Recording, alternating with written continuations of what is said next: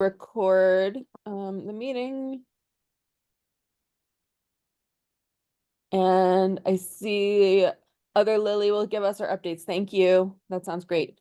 Let me screen share our agenda. Okay.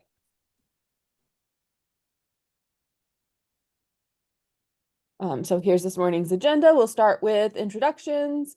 We will then address any issues of concern for our caregivers, get our updates from PUSD, and I can share the preliminary recommendations that I shared with Dr. Hernandez regarding the LCAP. Vanessa was also in that meeting, so that was really helpful. And we can talk a little bit about those upcoming district level meetings that we will hit and then have some announcements. So I'm going to go ahead and stop the screen share so we can go around and quickly do introductions. So I'm Lily Bartenstein. I am a parent and adoptive parent of former foster youth and the chair of this committee. I'm also a member of the LCAP PAC and advocate in general. So that's me. Let's see who else is on the call. John? Morning, everybody. I'm the foster youth counselor at Pasadena Unified School District, working with our high school foster youth at our high school. Thanks for being here. Thank you. Ryan? Mr. Dahlstrom? Hi. I'm always going to call you Mr. Dahlstrom because in my house you were Mr. Dahlstrom. No problem. No problem. Ryan Dahlstrom, teacher on special assignment supporting the CARE program. Thank you for being here. Yeah, of course. Judy. Hi, everybody. I'm Judy McKinley. I am a retired special education assistant from Pasadena Unified. Have had a lot of experience with a lot of foster kids. Right now, I am very upset as to what I'm seeing happen. I have been involved with this committee since it started with All Saints Church's foster program. I am seeing what we worked on so hard with Laura on the LCAP being pulled away. So at this point, I am devastated because we have worked for years to get to the point where we are. So that's my mantra for the day. Thank you for being here, Judy. Yeah. Jeff? Hi, everybody. Jeff Albert with Collaborate Pasadena. Thanks, Jeff. Vanessa? Vanessa Perez. I am school liaison for 5 Acres, one of the STRTPs. Thanks, Vanessa. Lily Avalos? Hi, my name is Lillian Aulis. I'm the Early Intervention Specialist for Youth and Foster Care here in Pasadena Unified. Thank you. Thank you for being here. Jasmine? That would be super. Hi, helpful. everyone. My name is Jasmine. I am the community liaison here at the Family and Community Engagement Office. Thanks for being here. I see Angela just popped onto the call with some other person's name on the Zoom, but it's you.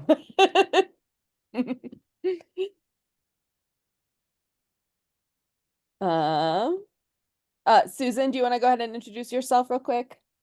Hi, everybody. I'm Susan Schwartz from Pasadena Education Network. Thank you for being here. Erin? Hi, good afternoon, everyone. I'm so sorry. I have a bit of a cold, so I'm going to be off camera because I'm a little gross today. But my name's Erin Copeland. I'm with Foothill Family, and we have relative support services. I'm here for Letty Hernandez. Oh, thank you so much. Great. And then Angela, if you'd like to introduce yourself. Oh, we can't hear you. It's a microphone something.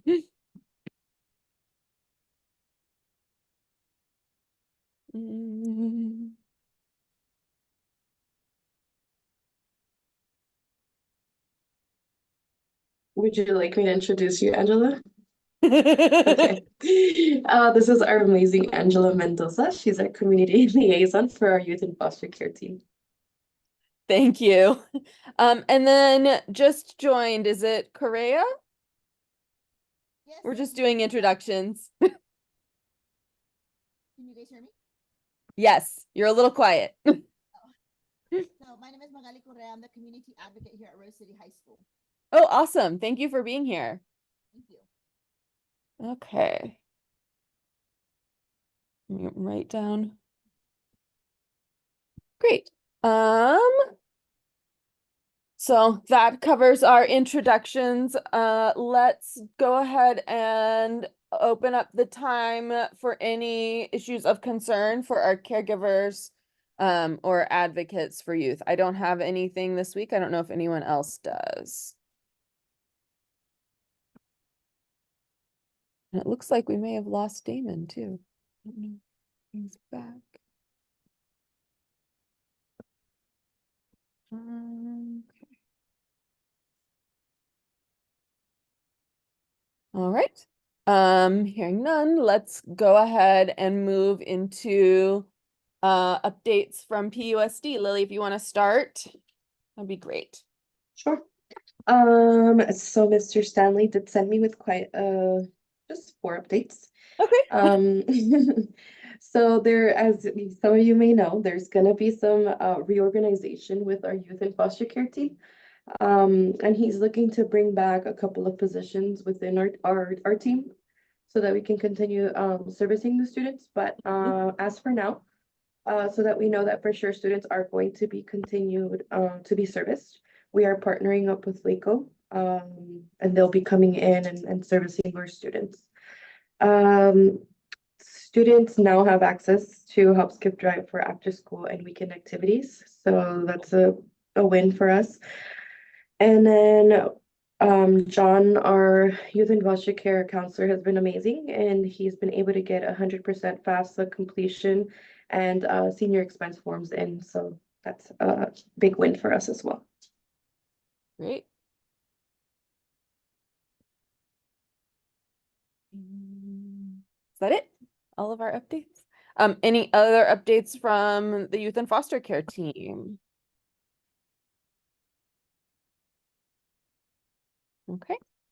I have then special education department updates. I know we don't have Jamie from PALS today. She had an IEP this morning, so she wasn't able to join us.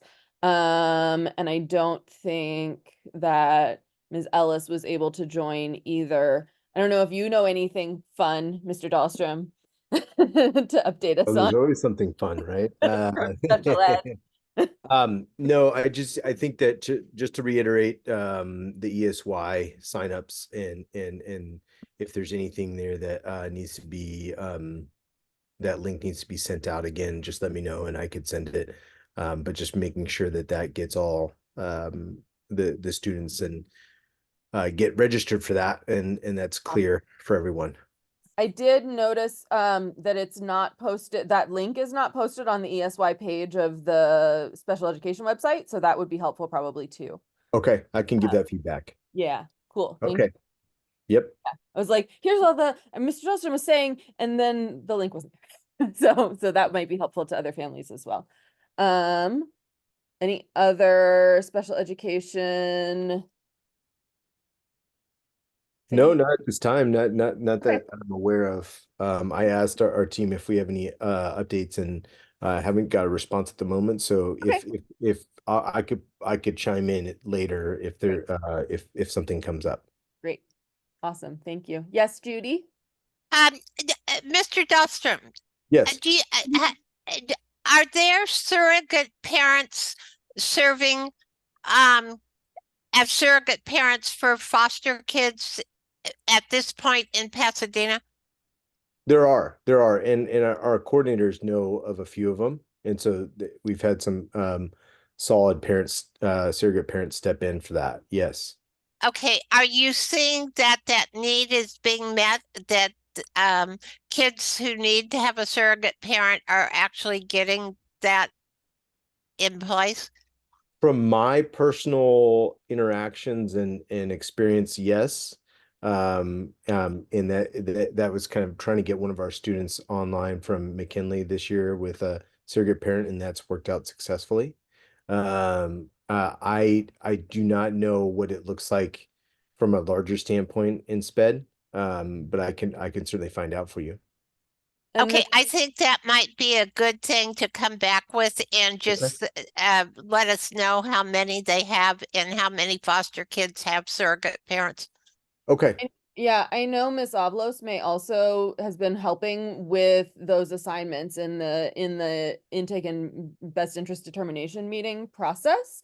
And I believe you've also coordinated with Paul at Simply Friends, yes, to get those parents assigned. So Judy, my understanding is it's not previously, I think there was an internal process for making those assignments, and now I think we're relying mostly on Simply Friends to help support identifying and filling those roles when we need them. Okay, thank you. Mm-hmm. Was there anything else on that, Lily? I'm not. I think that's what we had said before.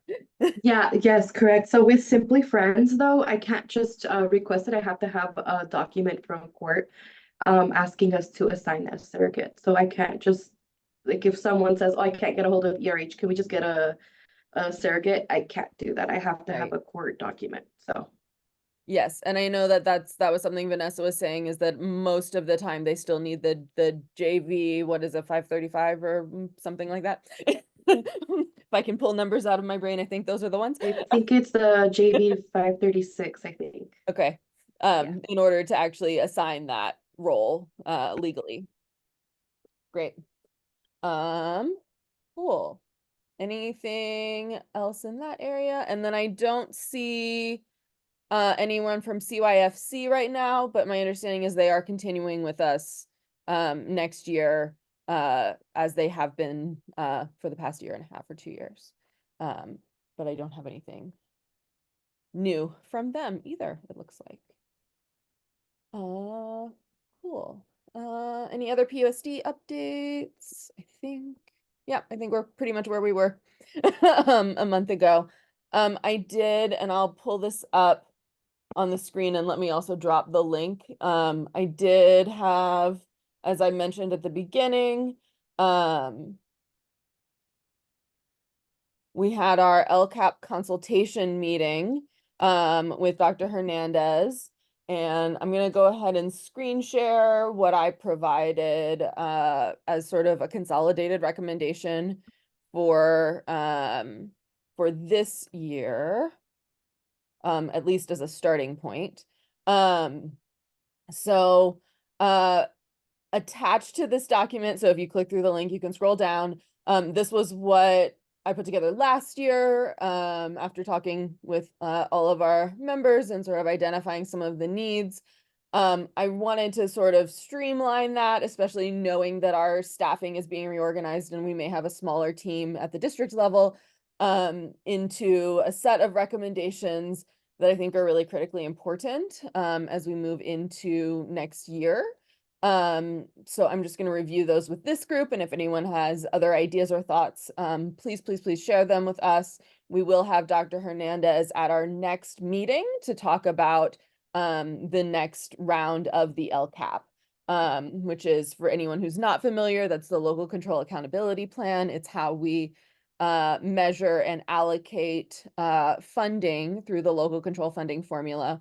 One of the subgroups identified unduplicated student groups is our foster youth. They help us to drive supplemental and concentration funding, which is additional funding on top of our base block grant that we receive based on the number of students who attend. So this is part of the state system of accountability. So I make write out a recommendation from this committee, which is then shared with district leadership as they develop the plan. And this is paired with what Judy was talking about, which was the work of the LCAP PAC a couple of years ago when our district was required to add a foster youth goal due to our continuing low performance with this student group. So my recommendations for this coming year, first is that there be an interdepartmental plan for the support of foster youth because of the ways that the needs of our kids span the different district departments. I find that particularly true with special education, but there are also needs around making sure Aries does what it needs to do. And it can be challenging when the department responsible for foster youth is student wellness and support, but the other departments need to get on board in order for those things to happen that our kids need. And the structural changes elsewhere in the district, those people don't work for student wellness and support, but we need their help on the team.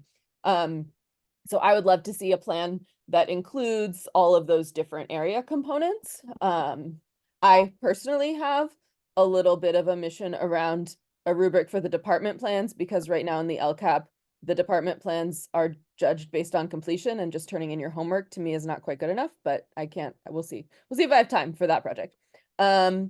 So in any case, that was my first item. The second one is to use the district foster youth website pages to organize all the information and make it publicly available. This is something that I know that James had worked on a couple of years ago, and then we were waiting and waiting for websites to be updated, and now I hear we have this new fancy website, so hopefully soon that can be an update. So it would be great to make sure that that information is all as up to date as it can be. Clarification on enrollment process. I know that we've really worked on that with the Alliance for Children's Rights this year. I know that that has been one of the things that the team has been working on. So making that easier to see as a caregiver, I think could be really helpful. I know when I entered the PUSD, like trying to find, first of all, how to enroll immediately was a fun challenge. But then also knowing sort of where my kids' materials had gotten stuck and that they'd gotten through, and all of that stuff was not transparent from the outside. So kind of knowing what those steps are and then who to talk to, I think could be really useful. Yes, Judy. So it's my understanding, Lily, that we worked on a toolbox, and you basically got that toolbox put together. So it was a resource for foster parents to get the information they needed in order to work through the system. Has that toolbox, is there any reason that toolbox can't be on the district website? I don't think that there is a reason why it can't be. The toolbox right now is a Google site, and it would be great if it could at least be linked to the district website. It does not, I've not been consistent in updating it, although I think a lot of that information remains up to date. But it also does not contain a lot of the district specific information and systems that I know have been developed. So I think that both of those pieces would be super helpful. And who would be responsible for getting that on the website? See item 1, interdepartmental plan. I don't know. Okay. Yeah. So I think that that's a good question. Because I know that it also, the website, I think probably also still talks about the STARS program, the volunteer version that was pre-COVID. So I think there's just an update that would be helpful there. And it also lists our school counselors from last year when you click on the counselors instead of directing to John. So I think just making sure that that's maintained. I know that it can be tricky depending on where, like, it's hard sometimes to identify who is responsible for those updates when it's not an assigned responsibility within a department. So then my fourth one, I'm just going to come back to my little list, was about contact information, which we've talked about in this group before, making sure that kids' contact information, that the adults on the team are identified. I know for me as a parent, when my kids' team changed, I would often forget to come back and update the portal to reflect who the new adults are on the team. And it's just super helpful, I think, for site level staff and teachers to have access to the grown-ups actually responsible for the education of their kids. We also identified a concern with the way that Aries was linking profiles that Vanessa was having, where it was connecting profiles. When she would access those profiles, it would connect them to each other in ways that we don't love. So that's just like a Aries system troubleshooting game, I'm guessing. Something that above my pay grade to understand how to fix Aries to do, but hopefully we can, so that our kids can have all of those grown-ups that are responsible attached to their student information system. I know that we are planning all of those partnerships for next year in terms of direct academic supports and other site level supports. And one of the metrics that I think is really valuable that could either live in this foster youth plan, or it could live in the LCAP if we want to be brave, in order to actually make sure it's measured. But one of the metrics that I've suggested and that I've read in some of the best practice literature is to calculate the credits earned out of possible credits as a measure of academic progress, because I think that that can be a better way to assess the progress of students who may not be with us long enough to impact a graduation rate, or who may be joining us mid-year, all of those factors because of the highly mobile nature of this population. One of the ways that we're able to then better measure that work would be with a metric like credits earned out of possible credits that would show progress even on a smaller time frame. And I think that that also could show us whether these investments are working, even if they may not be having those sort of bigger picture impacts on the state mandated metrics. We also identified a challenge in terms of transportation and the utilization of alternative to suspension. So if we can't adjust the schedules and systems around our kids in order to make sure that they can get to alternative to suspension, then they're going to end up staying home and not utilizing that program to reduce our suspension rate. And so I think that if we're able to provide that transportation as well, it would be really helpful in keeping those suspension numbers from getting out of control, and also keeping our kids in the community learning as opposed to completely removing them. And then the last one was one that I said last year, and I'm not sure sort of where we are within special education, and I'll probably need to have a meeting with special education about this as well. But it would be very useful if there were a special education coordinator who supported the IEPs of foster youth in particular and had awareness of the specific needs, and also how to get those documents and making sure that all of those things in IEPs are happening the way that they need to as kids are entering and exiting the district.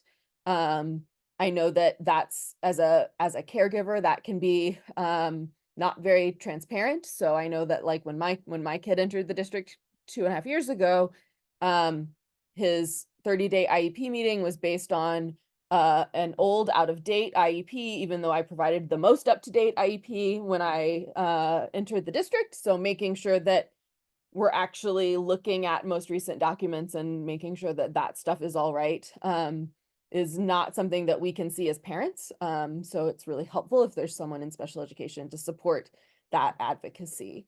I also wanted to flag FASD again, and the potential usefulness of an FASD informed assessment protocol. The research says up to 70% of our foster youth may have fetal alcohol spectrum disorders that may or may not be identified or diagnosable without confirmation of prenatal exposure. But that may be better supported with FASD specific interventions. And one of those particular recommendations that I would make just from looking at research is including a speech language assessment as part of the assessment protocol, because oftentimes FASD presents as a much higher expressive language than receptive language. And so they may speak normally, and it may seem like they are able to understand or parrot back what is being said to them, but actually could have an underlying challenge with receptive language. There's also been really interesting research that shows the correlation between developmental language disabilities and juvenile justice involvement and all of those other behavioral issues. So I think that that intervention could be really powerful if we're able to help catch those kids early and work with speech language pathology. I think that basically covers my beautiful story. This year's version, this year's edition of recommendations. I'm gonna stop share for a moment. I don't know if anyone else had thoughts, recommendations, questions. I know Judy, you sent me the triage protocol, and I don't know where that, I don't know if that is still happening or how that is working now. And I don't know if anyone on the call can share sort of what happened to that process that was previously developed. It was a process that was actually receiving awards because it was doing such a good job. And I understand that there are issues with getting kids in school in a timely manner when they come to the district, but that triage process, and possibly who was maybe Vanessa, you're at 5 Acres. 5 Acres would have had involvement in that. Are you familiar with that? I'm very familiar with the triage process now. How it came to be is before my time. So I'm not sure exactly how the logistics came about. I think where we struggle a bit with it is that triage happens every Tuesday. And if I get a placement either late Tuesday afternoon, it's already too late for me to get on the list for triage, which means that my kid has to wait until the following Tuesday to triage, which is in the afternoon still. And then by the time I get my paperwork either to the coordinators or to Annie, I'm looking at placement end of week. My kids are out 2 weeks at times. So it can be rather challenging having that triage one time a week. So I can talk about what triage looks like. I don't know the logistics to how it was put in place. Okay. Does anybody else have any comments on that? That triage program seemed to have been working quite well. It's obviously not in a timely manner, Vanessa, if I'm understanding you correctly. Okay.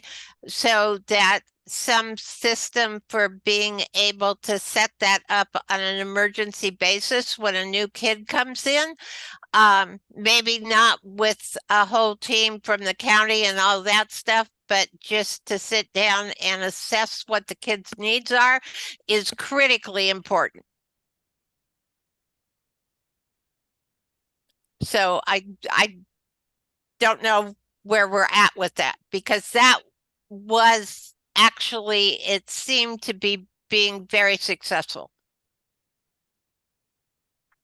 And I think it may also have been, there is a story that does not match what actually happens about how we should be preparing for a transition 10 business days or 10 days in advance of a move. And that's just not what happens in practice. So if we're able to prepare for a move and send all of that stuff ahead of the kid the way we supposedly are supposed to, then it might be a different equation. But I just don't know that that's realistically what's going to be happening within DCFS. From what speaking to that, Lily, from what I was just told, and this was very new, is that, give me 1 second. I'm sorry. Hold on. Yes. is that we should never be disenrolling kids from their school of origin. Right. And so they should continue until we are able to place them into their new school. In theory, from what I'm learning, is that DCFS is supposed to have hop, skip, drive in place so that the Prior kids to the are move. going back to their school of origin until we triage and Mhm. figure out what our game plan is on whether SOO will continue or will we seek a school closer to home. That's Right. what's not happening. So, Right. for example, one of my kids that I'm triaging today has been at my TSC. And Mhm. so my kid hasn't been going to school. So there's no hop, skip, drive in place. I've been trying to reach a social worker. Haven't been able to get a hold of a social worker. But Mhm. because I knew that he was potentially going to be placed, I'd been working with Mara, Mhm. like, please add him, like, let me get him in. Because if I didn't get him in today, Right. I'm not getting him in until next week. So that's me having to be proactive and ensuring that I can get as many documents as I can in order to present, which also means I've got to get a hold of ERHs because the Right. district won't enroll without Right. getting some type of consent. Mhm. And so all of this in a short period of time, because I have this window of Tuesday at Mhm. a decent hour in the morning, because I can't just Right. add at 1:30 and triage is at 2. Right. That's And where it gets tricky. yeah, and then where is the decision? Is it a decision? What is the decision maker in terms of that placement? Is it special education having assessed an IEP and making a placement recommendation? Is that the piece that Well, prevents us from an immediate enrollment? what happens is if the child does have an IEP, if I know the child does not have an IEP and Mhm. I'm coming in clean and it's going to go through Office of Enrollment and I got a ERH to say move forward, it is Yeah. the smoothest, easiest with Annie as registrar at the district. She's Mm. amazing. I can get a kid enrolled by next day, Wednesday, if I start pressing the schools.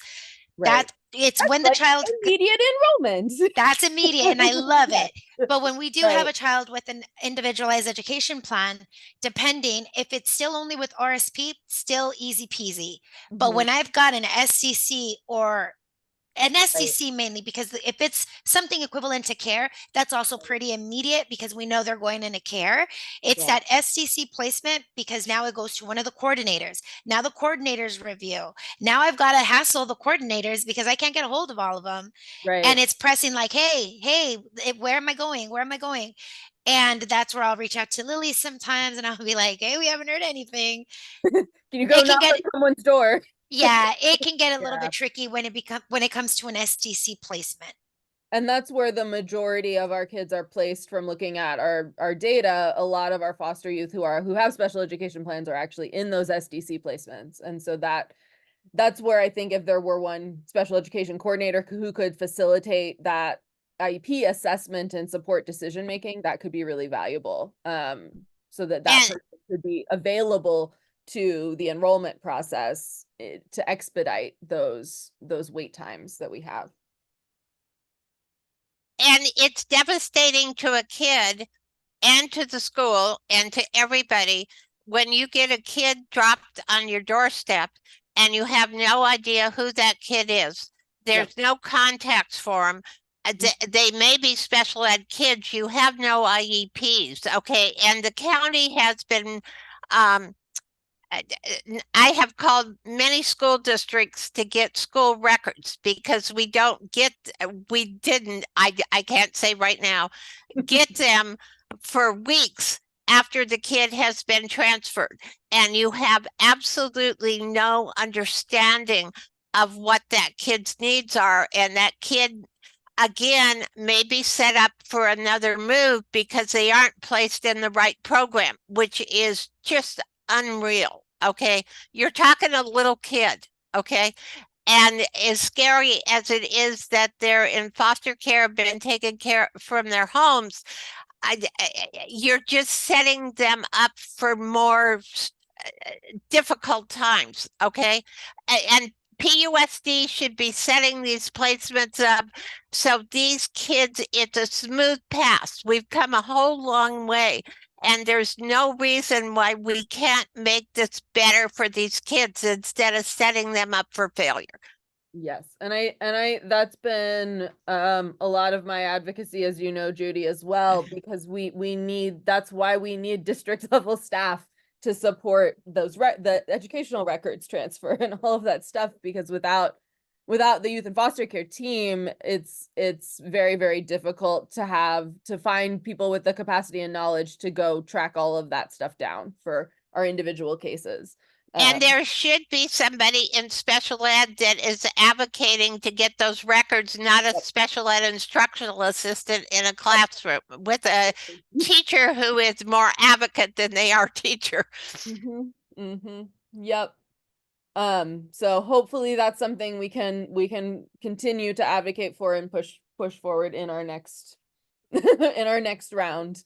Especially because there is LCAP funding that specifically is designated to special education, the foster youth therapeutic services line. So I would hope that we would find some way to measure that the impact of that specialized support that the LCAP provides within special ed a little bit more effectively, hopefully. So that's something I think we can work towards, and that maybe I can follow up with LCAP side stuff about too, just to make sure that that's all part of our plan. Okay, I'm gonna just go back and see what else I have on our agenda. I do have committee updates. Again, I was not able to go to the most recent Roadmap Advisory Committee. Our next Roadmap Advisory Council meeting is on Friday in the morning. So I will go to that. I'm guessing, just because of the timing, that it will also be an LCAP related slash the alignment between the strategic plan and the LCAP conversation with that group.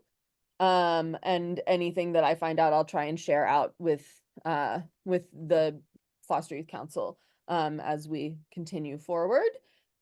We also have an LCAP PAC meeting on April 17th at 6 p.m. I see Scott is on the call. Scott, do you have any exciting previews of our April LCAP Coming PAC up meeting? on the exciting LCAP PAC. So we did our consultations last month as well.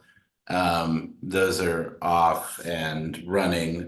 We're really gonna, I'm trying to promote the town hall LCAP sort of, I'm calling it an exploded view of the LCAP draft, if you will, so that staff can come back and say, based on the respective consultations from all the engagement groups, that we can now show you, kind of similar to a format that we did with the strategic plan, where we can have stations where folks can walk around, do a gallery walk of everything that's been recommended and find commonalities and maybe consensus points on things, and then things that we forgot and gaps and such. So our meeting is, because staff is really preparing for that, I think our meeting is really going to kind of turn back towards some of the things we need to do housekeeping wise, talking about recruiting new members, finalizing our bylaws, and things of that sort, so that we can get that ball rolling, because the end of the year is coming up soon and some of us are moving on and we need to think about the future. So it's really going to be more focused on sort of internal stuff for this next meeting, but I'm excited, hopefully that town hall gets underway and we can all attend that and engage. Do we have a date, any additional date information, like place, time, whatever, on the town hall right now? I mean, the working assumption was that it was, I know we ran up against April 30th being an issue. Okay. But that was one candidate date, and then the other one was, I think, in May, the first week of May. So I wouldn't, you can pencil in the 30th, but I think it's probably going to push into that first week of May. It has to happen soon around that time frame, because then the formal draft has to be produced, right, and such and so forth. We're really up against it for the end of the year. Okay. But As anyway, we always are. Huh? As we always are with the LCAP. As we seem to, have that tagline for ourselves. But yeah, but please do, I think it's important to weigh in on, how the PAC is trying to make some efforts to try to structure how we recruit and elect new members. And I think that's important to weigh in on. So that's going to be our focus for this April meeting. Thank you, Scott. Yeah. Awesome. Great. And then we are basically at announcements. My first announcement is the CAC Resource Fair, which I'm sure you've all seen everywhere. I'm gonna bring our cool table that Family Engagement got us last year, with the tent, with the Foster Youth Council. I'm gonna bring all that stuff out of my garage to the parking lot by the Ed Center for this resource fair. But it looks like it'll also have a lot of other great resources for our students with special education. So I wanted to highlight that. For Lily, I believe we're gonna be there as well. So I already asked Mr. Stanley. They reached out to me. So Awesome. Yeah. You want he'll to sit at my probably- table? Because I don't have any stuff. I'll ask him. Cool. I'll ask You him. can sit at my table. Great. Share. I think he'd be happy to less set up, right? But I'll let him know. I got a cool tablecloth. Nancy Okay, got me I'll a let cool him know. tablecloth. Says Foster Youth Council. Yes. Very cute. Thank you. Thanks, Sherelle. Hi, can you send me that flyer? I haven't seen that yet, and I'd like to send it on to some friends if that's okay. Absolutely. Let me drop it in the chat. 1 second. Yeah, it's something that the CAC has been working on this whole spring. Let me see if I can drop it in the chat. Send. Whoosh. There it goes. Thank you, Lily. It is totally appropriate for Lily and Lillian to be at the same table. They should be at the same table because this is dealing with the same population. Yep. There shouldn't be a divide. Absolutely. We'll be friends. It'll be a good time. Good girls. Awesome. What else did I list on? Our next meeting will be an evening hybrid in-person meeting at the district office. That'll be May 14th at 6. And so we will have a visit from Dr. Hernandez with the LCAP on that meeting. And then I just wanted to highlight a conference for transition age youth that I've attended before, and it'll be out in Pomona on May 31st. It was really cool when I went. I was only able to go for part of a day, and I learned a lot, and it was a neat opportunity. And it could be a good opportunity for anyone on this call who's interested in sort of seeing some of the other broader work that's happening. So I wanted to add that in, and I've dropped that link in the chat as well. And then I also wanted to highlight a piece of legislation that is currently moving through, and that is AB 2137. And let me just screen share real quick. It actually encourages what we were talking about earlier, which is like our district partnership with LACO. It encourages that at the state level.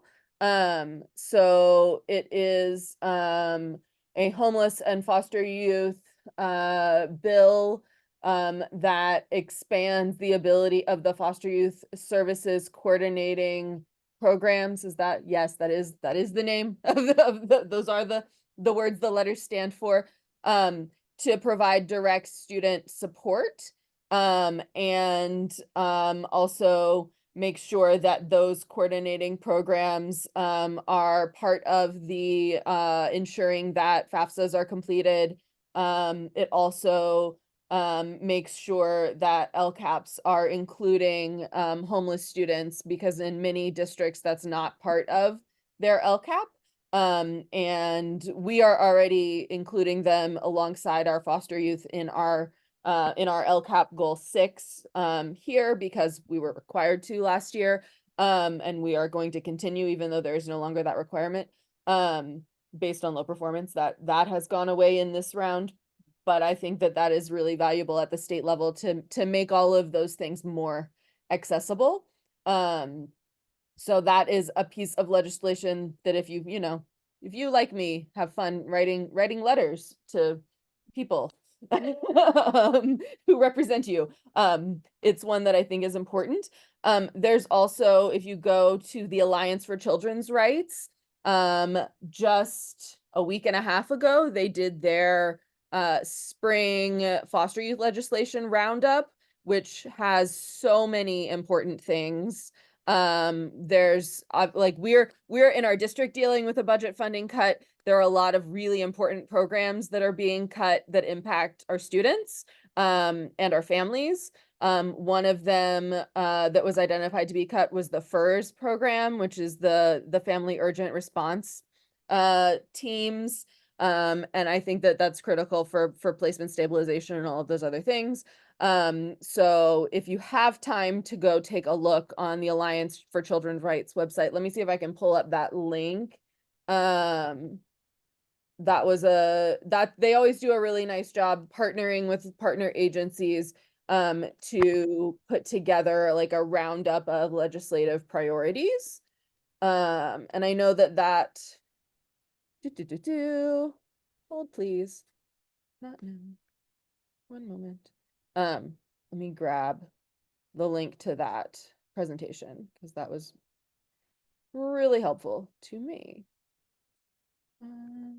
That's why I know of things. So I'll drop that link in the chat as well. Super useful advocacy information. There's also cuts to funding support for housing, for transition age youth, all of those kinds of things that are really important that we gotta, I don't know, at least advocate to have happen. So that is a more comprehensive advocacy list. Trying to think if I have any other announcements. Yes, Judy. Okay, I don't know if you are all familiar with Parents Place. Parent Place is a family engagement center. I'm not sure I've got that terminology exactly correct. And I can't pull it up right now because I'm electronically challenged and I can't do two things on my computer at one time. They're having a resource fair and it should be on their website. It's Parents Place out of Covina. They have a fabulous family resource fair. And I think it would benefit all of you who are not out here in our world from the school district to go there because every agency almost there is has a table there and shares information. And I think it would enlighten you to what is actually available for our kids out in this world, the special ed kids, which also applies to the foster care. So I don't know what the date is, but it's this month and it's a wonderful, fun thing. If you have kids, they're free food, bounce rooms, all kinds of stuff. So I would encourage any and all of you from the district to actually take advantage of that. Thank you, Susan, for dropping that into the chat. It looks like it's like the day after our resource fair, their resource fair will be. Great. Any other announcements from anybody else?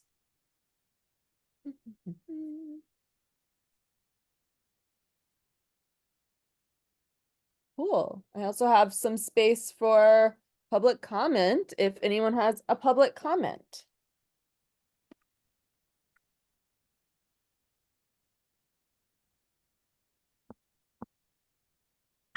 One person, Hori Chalian was part of that triage program to start out with, and I can't think of the guy's name who was absolutely wonderful that Pasadena lost, who worked with so many families and so many kids so well. They together created that triage program.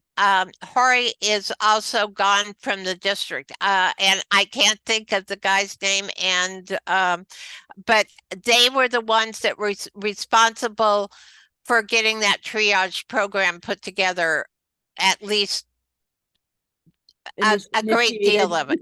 Uh-huh. Okay, cool. Yeah. Thank you. Okay. No one has anything else? I think we did it. Yay. So I will go ahead and adjourn this month's meeting and look forward to seeing what the district comes up with for the LCAP soon. Me too. I know you too, right? Yeah. Can't wait to see it. Let's see what's going on. What is our plan? Awesome. Thanks, Great. Lily. Thank you. Thank you all for being here. Okay. And I'm gonna stop our recording.